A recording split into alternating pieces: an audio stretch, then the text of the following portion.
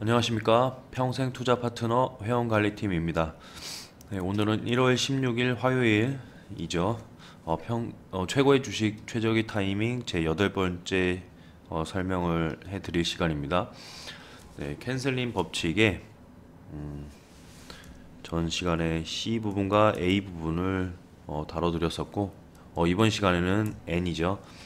N은 즉 신제품, 그리고 신경영, 신고가, 시장 점유율에 대한 이런 뉴 부분을 기록할 수 있는 회사들에 대해서 집중하자라는 차원의 부분이 되겠습니다. 그래서 책에서 설명을 하고 있는 부분은요, 기업이 괄목할 만한 성공을 거두고 그 결과 주가도 도약할 수 있는 한 가지 열쇠는 신제품을 내놓는 것이다 라고 설명하고 있습니다. 그렇다고 정말 그 싸구려 신제품, 이런 어떤 신제품을 계속적으로 어떤 제품을 냈다라는 것 자체를 뉴로 받아들이는 것보다도요, 광의적인 측면에서 이해를 하셔야 되는데요.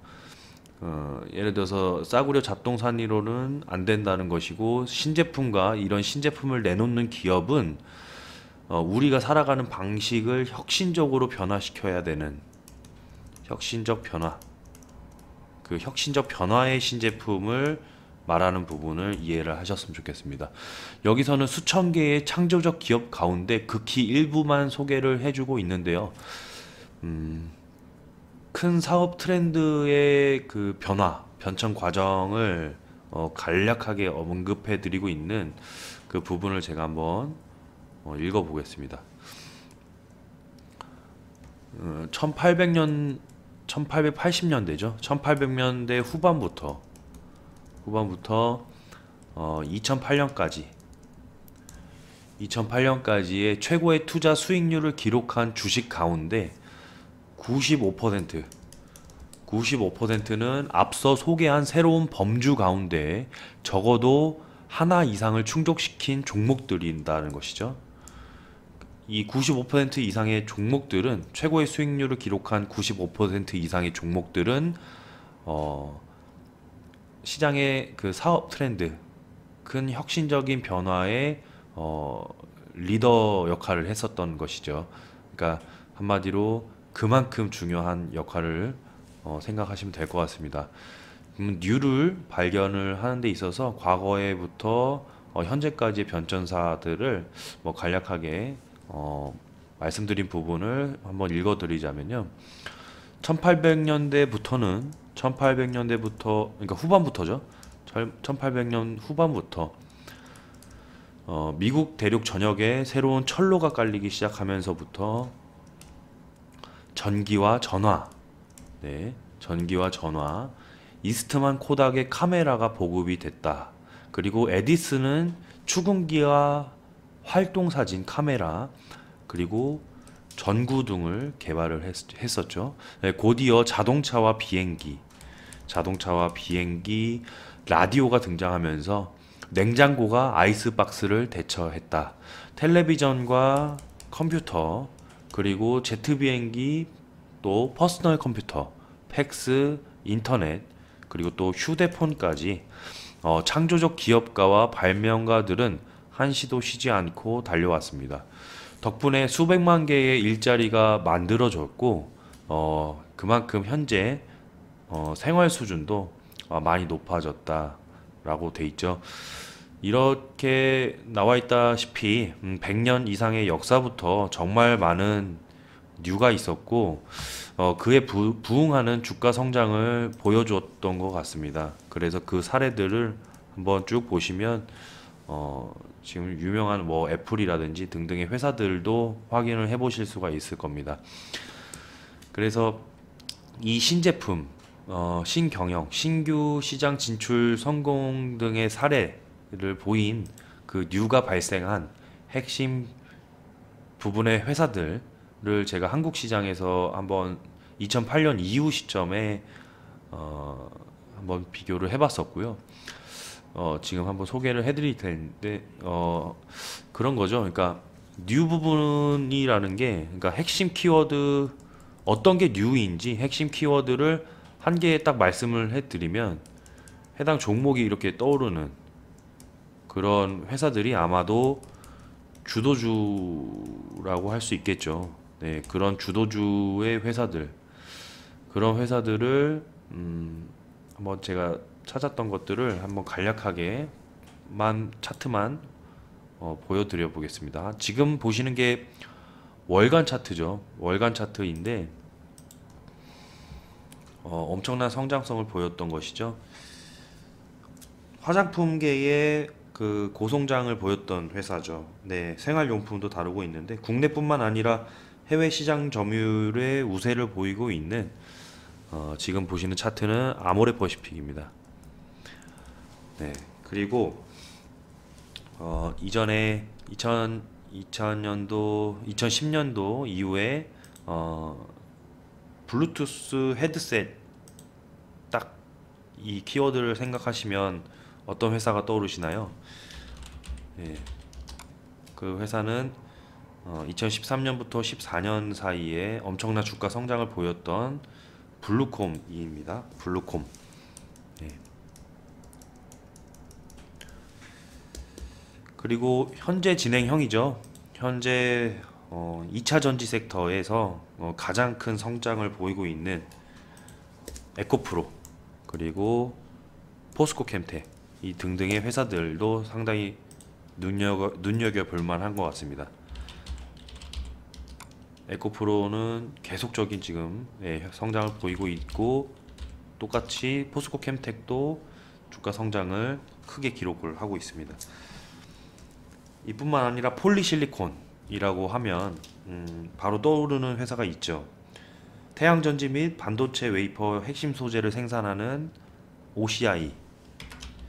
OCI의 과거 주가 상승은 엄청났었습니다. 그런데 그 이후부터 개미지옥이라고 불릴 정도로 실적이 하락을 했었고, 이는 당연히 어떤 사업 트렌드 분야에서 성공적인 치킨 게임을 거두기 위한 시설 투자로서 이루어진 것도 많지만 실적 대비해서 주가가 많이 빠졌고 다시 성장을 하고 있는 모습이죠.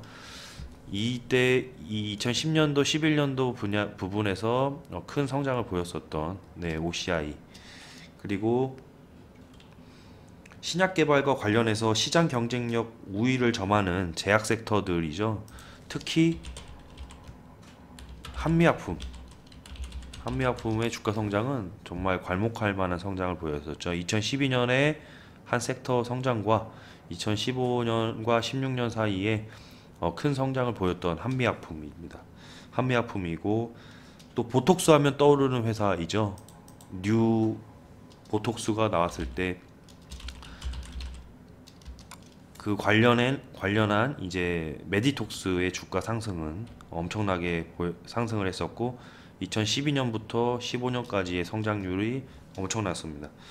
그리고 임플란트 하면 떠오르는 회사, 오스템 임플란트도 그렇지만 오스템 임플란트의 주가 성장 모습을 보시고 있고, 또 이와 관련해서 치과용 장비 디오 회사의 성장 모습이 나오고 있죠. 이렇다시피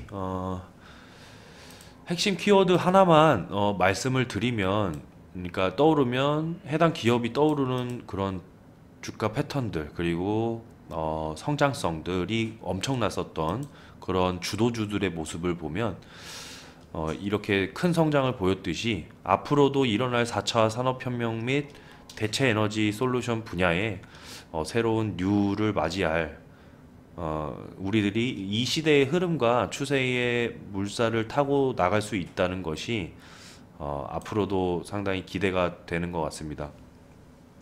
그렇게 해서 이 뉴라는 부분을 설명을 드렸고, 이 여기 섹터에서 추가적으로 한 번 더 강조해 드리는 점이 있더라고요. 그게 무엇이냐면 잠시만요. 그것이 이제 시장의 대역설이라고 하는 부분입니다. 주식시장의 대역설이라고 하고 여기에서 나와 있는데 이 부분은 수없이 많은 사례로 또 소개를 해드리고 또 강조해드리고 또 언급을 많이 해드렸기 때문에 또 중복되는 부분입니다. 대신에 그만큼 또 중요하니까 이 책의 구절을 읽어드리려고 합니다. 주식시장의 대역설.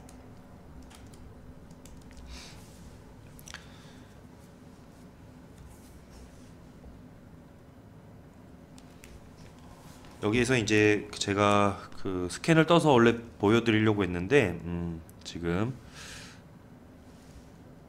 그렇지 못해가지고 일단은 읽어드리겠습니다. 그 높은 투자 수익률을 가져다 준 종목의 본격적인 주가 상승에 앞서서 보여주는 한결같은 공통점을 하나 발견했다. 우리는 이것을 대역설이라고 부르기로 했다.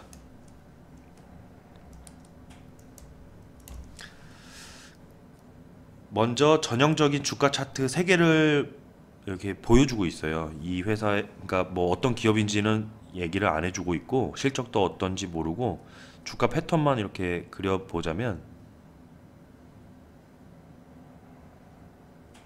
이런 케이스의 회사가 하나 있고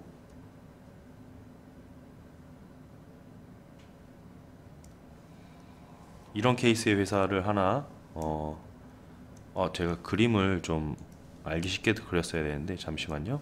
주가 패턴의 모습입니다. 현재 여기 책에서 나와 있는 부분이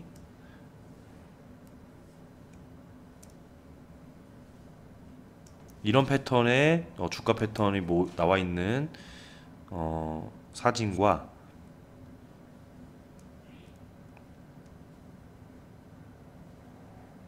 이런 패턴의 주가 패턴을 나타내고 있는 사진의 모습과 차트의 모습이죠. 네.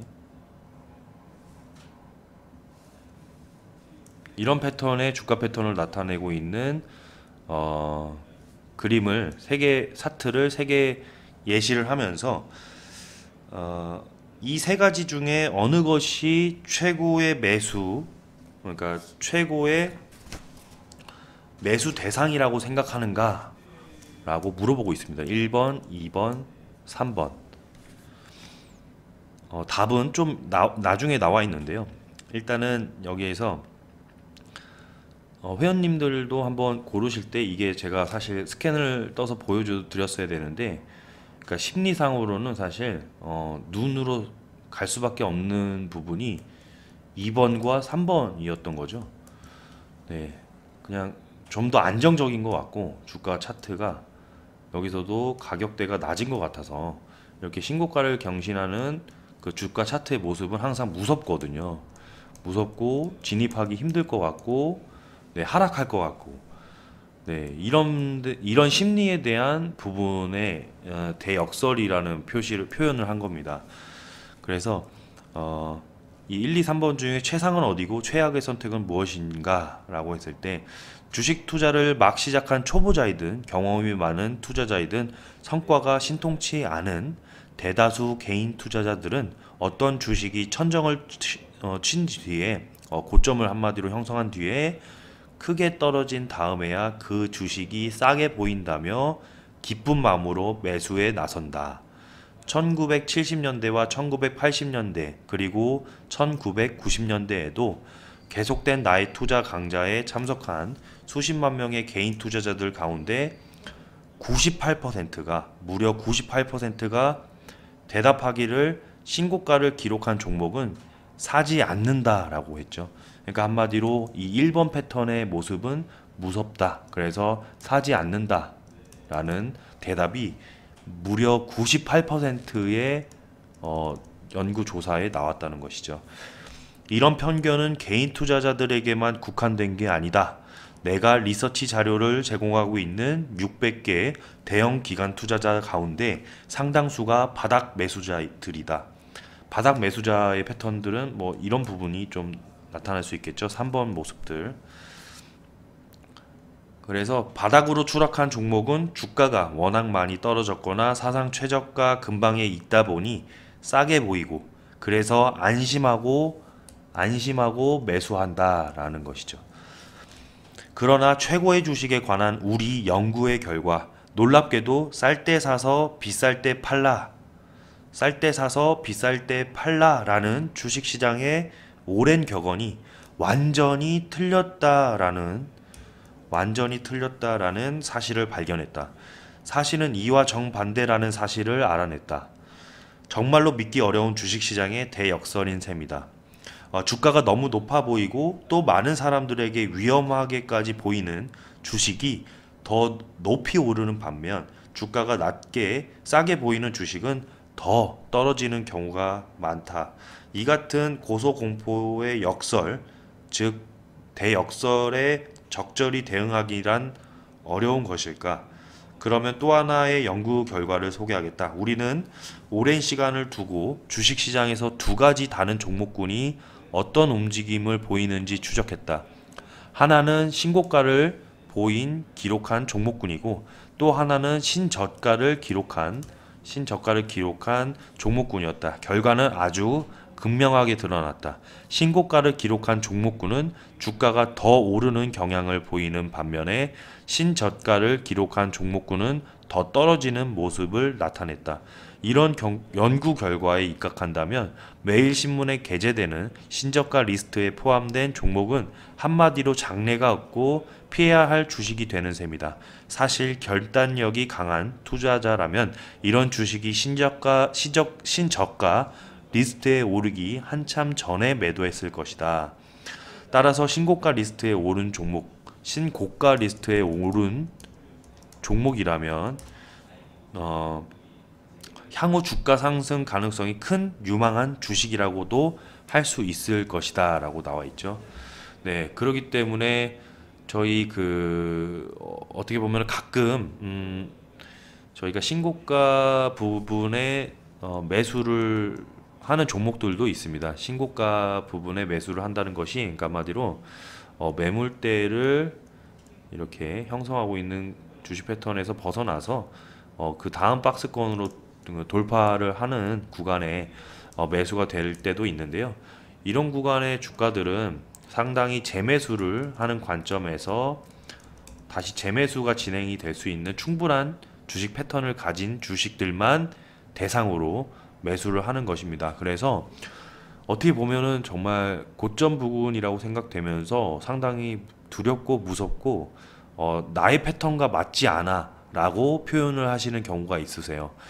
그러면은 예를 들어서 그것도 이제 신규 회원님들의 말씀이 있으신데 그 회원님들은 당연히 아까 그 차트에서 그려드린 2번과 3번 부분에 저가 부분 바닥 부분을 잘 다지고 있는 기업들을 대상으로만 매수를 진행하시면은 그게 더 안심이 되고 그게 더 안정적으로 수익을 당연히 추구할 수 있을 거라고 생각하시기 때문에 그런 패턴들을 고르고 개인 투자자들이 아까 말씀드린 심리가 98%까지 그런 주식들을 신고가를 경신하는 주식들을 피한다라는 언급을 할 정도로 개인 투자자들의 심리가 당연히 힘들 거라고 알고 있습니다. 그런데 수많은 통계 연구를 통해서 통계적으로 접근한 수치라는 것을 한 번 더 기억을 해주셨으면 좋겠어요. 그러니까 어떤 주식이 뭐 고점 패턴에서 그렇다고 항상 최고가의 그 고점을 기록을 했던 패턴 이후로 하락하는 그런 구간에서 이 구간에서 매수를 한마디로 한다라는 것이 아니죠. 이것도 어떻게 보면 신고가가 계속적으로 경신을 하고 있는 이 구간도 그렇게 보일 수는 있겠죠. 근데 이런 구간들도 항상 신고가를 경신해 가면서 가고 있다는 것이죠. 이때 당시에 보면 그러니까 이 구간에서 항상 매수를 한다는 두려움보다는요. 이 구간에서의 매수 두려움보다는 제가 말씀드린 이 이 성장을 주가 패턴이 성장을 하면서 신고가를 계속 경신해 나가면서 상승을 했던 그런 부분을 기억을 하셔야 된다는 거죠. 만약에 이 주가 패턴을 축소시켜서